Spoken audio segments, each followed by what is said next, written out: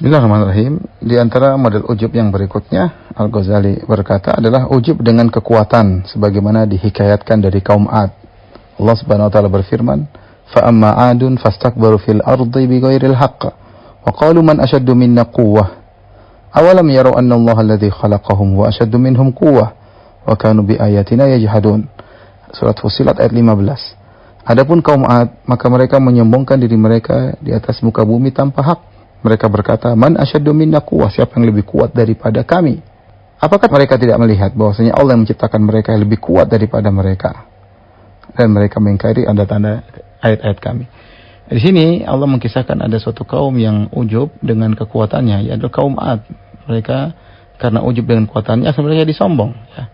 Ketika Nabi Hud menasihatkan mereka, Nabi Hud berkata, "Wadhkuru ni'matallahi 'alaikum idh ja'alakum khulafa min ba'di qaumi Nuhin wa zadakum fil khalqi bastah." Kata Nabi Hud, ingatlah wahai kaum Ad atas nikmat yang Allah berikan kepada kalian. Allah menjadikan kalian menempati bumi setelah kaum Nabi Nuh.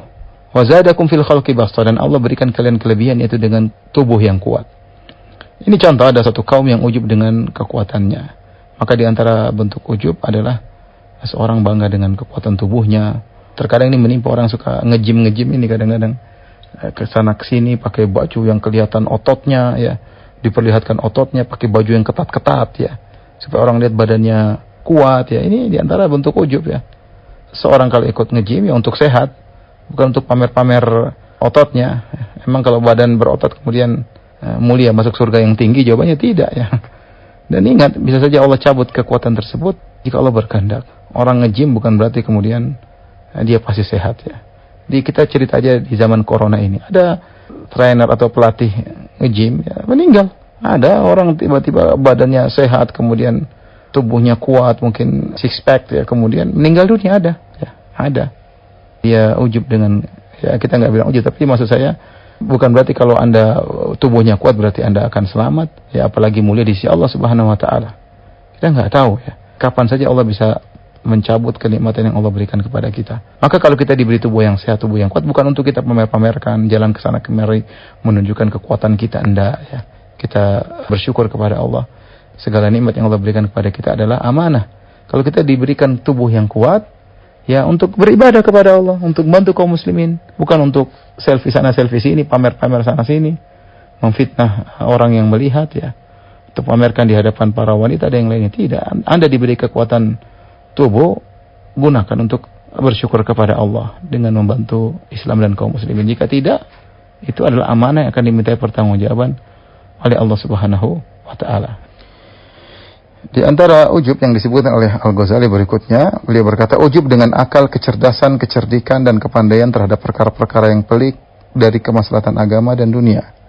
Buah dari ujub ini adalah keras kepala dengan pendapatnya dan meninggalkan musyawarah, dan membodoh-bodohkan orang yang menyelisihinya dan menyelisih pendapatnya. Juga menyebabkan kurangnya ia mendengarkan para ulama, berpaling dari mereka karena merasa sudah cukup dengan pendapat akal sendiri dan merendahkan mereka. Ini bentuk ujub berikutnya yang juga menimpa sebagian orang. Merasa pinter, ya, baru hafal sedikit, baru bisa menelaah sedikit, baru tahu ilmu sedikit, kemudian memahami dalil sendiri, ulama disalah-salahkan, seakan-akan dia sudah merdeka, bisa memahami Al-Quran dan Sunnah dengan sendiri. Berani berfatwa tanpa melihat fatwa ulama yang lain, berani berfatwa langsung tanpa konsultasi dengan orang yang lebih alim darinya, tidak mau bermusyawarah, tidak menghargai pendapat yang lain, menghina pendapat yang lain, nyinyir pendapat yang lain. Ini contoh orang ujub. Yang ngomong demikian adalah Al-Ghazali rahimahullah ta'ala. Maka seorang waspada, ini bisa menimpa siapa saja.